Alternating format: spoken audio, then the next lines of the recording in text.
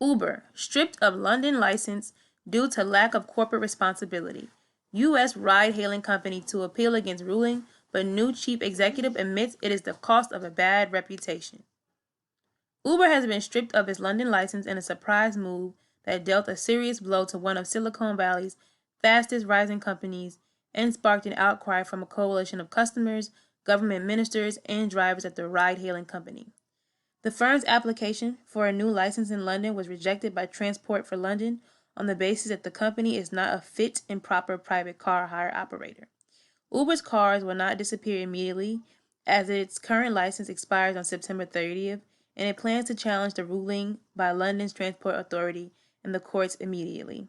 The firm can continue to operate in the capital, where it has 3.5 million users, until it has exhausted the appeals process, which could take months. Uber's chief executive, Dara Khosrowshahi, wrote to staff on Friday, confirming that the company would appeal against the ruling. He said he disagreed with the decision, but it was based on past behavior. The truth is that there is a high cost to a bad reputation, he wrote. It really matters what people think of us, especially in a global business like ours. It's critical that we act with integrity in everything we do and learn how to be a better partner to every city we operate in. That doesn't mean abandoning our principles. We will vigorously appeal TfL's decision, but rather building trust through our actions and our behavior. In doing so, we will show that Uber is not just a really great product, but a really great company that is meaningfully contributing to society beyond its business and its bottom line. Khosrowshahi, who was brought in to run the firm after a series of scandals, also tweeted an appeal to Londoners to work with us in solving the issue. Dear London, this is the tweet. Dear London, we are far from perfect, but we have 40K licensed drivers and 3.5 million Londoners depending on us. Please work with us to make things right. The decision by TfL was backed by London Mayor Sadiq Khan, employment rights campaigners, and the trade body for the capital's black cab drivers, who have been staunch opponents of the U.S.-based company. However, it drew immediate criticism from Uber users, drivers, and Greg Hands, the trade minister. One of Uber's 40,000 drivers in the capital, James Farrar, who has campaigned for better working conditions at the firm, said TfL's decision was a devastating blow. TfL said it had rejected the company's application to renew its license because Uber's approach and conduct demonstrate a lack of corporate responsibility. In relation to reporting serious criminal offenses, obtaining medical certificates, and driver background checks. The licensing body also said it was concerned about Uber's use of Greyball software that can be used to block regulatory bodies from gaining full access to its app and undertaking regulatory or law enforcement duties. The decision to remove Uber from one of its biggest markets is the latest blow for a company that has shot to a $70 billion valuation since it was founded in 2009, but has been hobbled by opposition from national and municipal governments around the world, including in Italy and Rio de Janeiro, due to concerns over safety or the threat to existing taxi businesses. Professor Andre Spicer from Cass Business School in London said the decision was a potentially mortal blow to Uber. In the past, Uber operated at the edge of the law with new technology as an alibi. Now its rogue business model is proving to be a big liability. Khan said he fully supported TfL's decision, saying all companies need to play by the rules. He said, I want London to be at the forefront of innovation and new technology and to be a natural home for exciting new companies that help Londoners by providing a better and more affordable service. However, all companies in London must play by the rules and adhere to the high standards we expect, particularly when it comes to the safety of customers.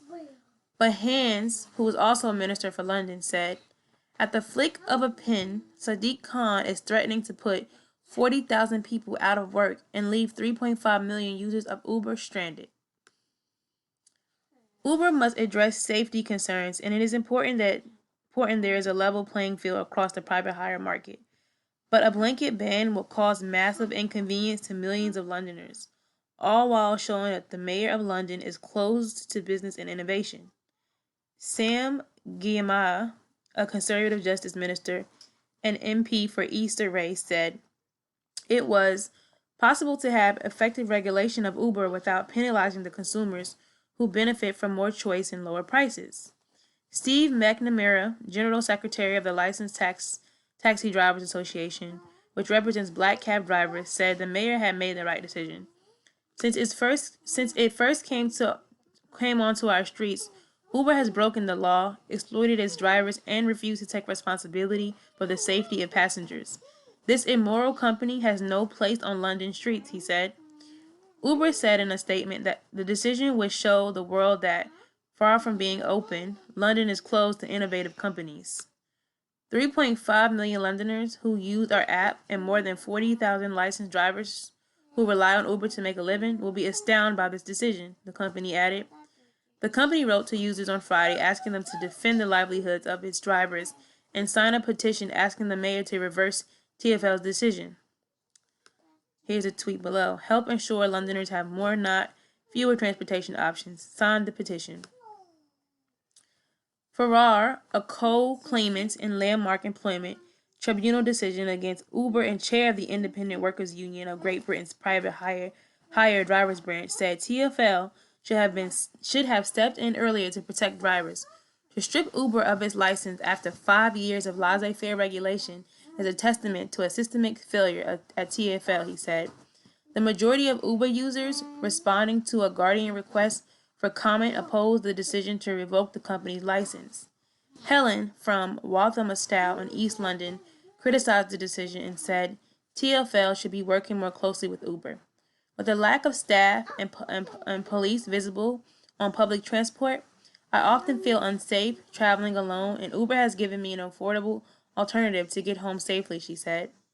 Leo, a wheelchair user, said less than 30% of the tube network was accessible to him and buses were slow. Uber has been a lifesaver for me. It has got me to visit family at short notice when the nearest accessible station was miles away and the bus took 2 hours, he said. In London, Uber has faced criticism from unions, lawmakers, and the traditional black cab drivers over working conditions. Unions including the IWGB and GMB called on TfL to insist Uber guaranteed basic employment rights under the terms of its new 5-year license.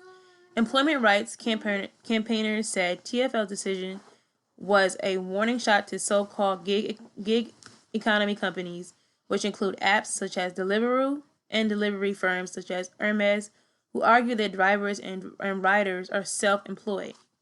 Frank Field, the Labour MP, who led a parliamentary inquiry which found that Uber drivers were treated as Victorian-style sweated labor, said, "This is a game changer for the gig economy. Uber must now respond to TfL's decision by totally resetting its business model." Ready?